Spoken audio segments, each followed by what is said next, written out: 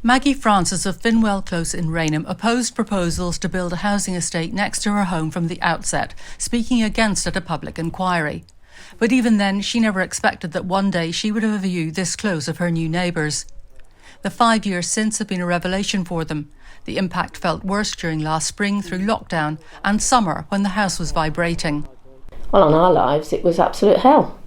My daughter is a key worker. We had my granddaughter with us most of the time because her schools were closed, and we had the developers digging down into bedrock chalk inches from the boundary of our property.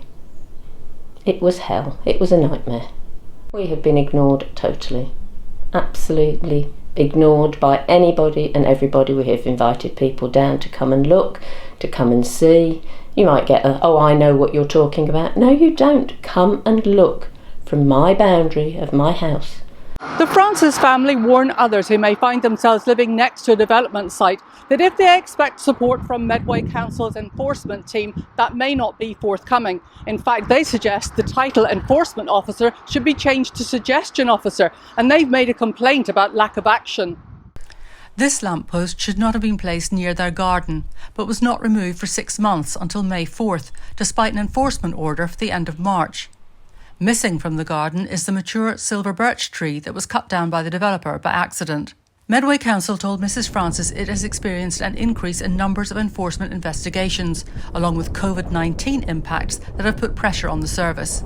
When I asked the developer why the original plan for next to Mrs Francis' home was not followed, Crystal McCulloch said there were no fundamental changes in the proposal. Medway Council said, "As soon as we became aware that the developer was not following the approved plans, we visited the site and advised that they needed to submit a new planning application. They said they will monitor the development to ensure future works at the site comply with the approved plans." Crystal McCulloch said, "We have been in negotiations with Mrs Francis for over 2 years and have been very willing and amenable." Mrs Francis refutes this. Rainham News requested an on-camera interview with McCullochs, but they declined. As a keen historian, Maggie Francis has maps of Rainham dating back 1,000 years. To help people visualise the scale of development proposed for Rainham now, she has drawn up a new map highlighting the scale of the plans. In red is planning permission granted, with building either recently completed, under construction or ready to begin. In blue are the planning applications over the past 5 years, not necessarily past.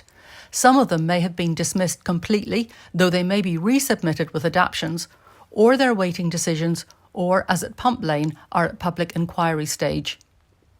Maggie Francis recently appealed for a re-evaluation of her property for council tax due to the impact of this development. The inspector confirmed it has reduced the value by 20%, but not enough to bring it into a lower band for council tax. She advises that for all the many sizable signs that the developer is a considerate builder, consideration is not what any other residents may experience, as developments in Rainham continue to expand. Sandy Fleming for Rainham News.